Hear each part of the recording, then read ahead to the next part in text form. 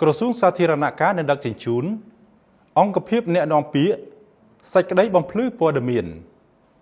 អង្គភាពអ្នកនាំពាក្យនៃក្រសួងសាធារណការនិងដឹកជញ្ជូន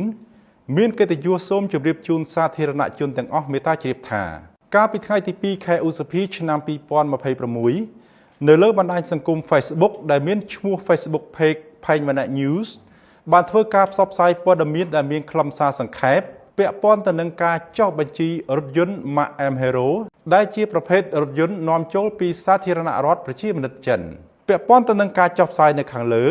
អង្គភាពអ្នកនាំពាក្យក្រសួងសាធារណការនិងដឹកជញ្ជូនសូមធ្វើការបញ្ជាក់ជូនសាធារណជន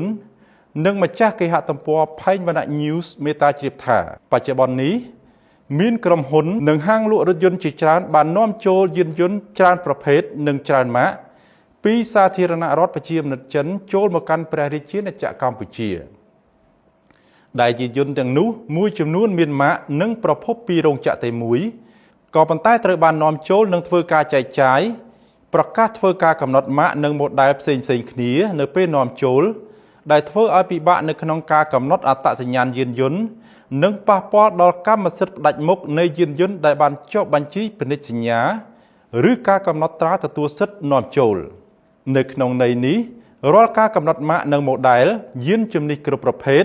អគ្គនាយកដ្ឋានដឹកជញ្ជូនផ្លូវគោកនៃក្រសួងសាធារណការនិងដឹកជញ្ជូនបានពិនិត្យនិងអនុលោមយ៉ាងម៉ត់ចត់ដោយផ្អែកទៅលើលិខិតបទដ្ឋានគតិយុត្តពាក់ព័ន្ធនានាការកំណត់ម៉ាកនិងម៉ូដែលចេញពីរោងចក្រផលិតនិងបច្ចេកទេសនៃការសម្គាល់អត្តសញ្ញាណយានជំនិះដែលហៅកាត់ថា VIN និងការកំណត់យ៉ាងច្បាស់លាស់ពីប្រភេទរថយន្តទម្ងន់ផ្ទុកទីតាំងផលិតឆ្នាំផលិតនិងក្រុមហ៊ុនផលិតជាដើមដូចមានចែងនៅក្នុងឧបសម្ព័ន្ធដែលយើងខ្ញុំបានដាក់ជូននៅលើអេក្រង់នេះដោយឡែកចំពោះយានជំនិះកែច្នៃដំឡើងស៊េរីនិងរថយន្តកែច្នៃចង្កូតពីស្ដាំមកឆ្វេងអគ្គនាយកដ្ឋានដឹកជញ្ជូនផ្លូវគោកនៃក្រសួងសាធារណការនិងដឹកជញ្ជូនបានធ្វើការត្រួតពិនិត្យបច្ចេកទេសយ៉ាងត្រឹមត្រូវស្របទៅតាមបទដ្ឋានដែលបានកំណត់មុននឹងរថយន្តទាំងនោះត្រូវបានអនុញ្ញាតឲ្យចុះបញ្ជីផ្ដល់ប័ណ្ណសម្គាល់និងបំពាក់ផ្លាកលេខយានជំនិះអាស្រ័យដោយបានជម្រាបជូនខាងលើសូមសាធារណជនមេត្តាជ្រាបជាព័ត៌មានថ្ងៃច័ន្ទ3រោចខែពិសាខឆ្នាំមមីអត្តស័កពុទ្ធសករាជ2570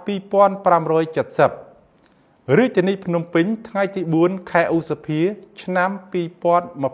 2026សូមអរគុណ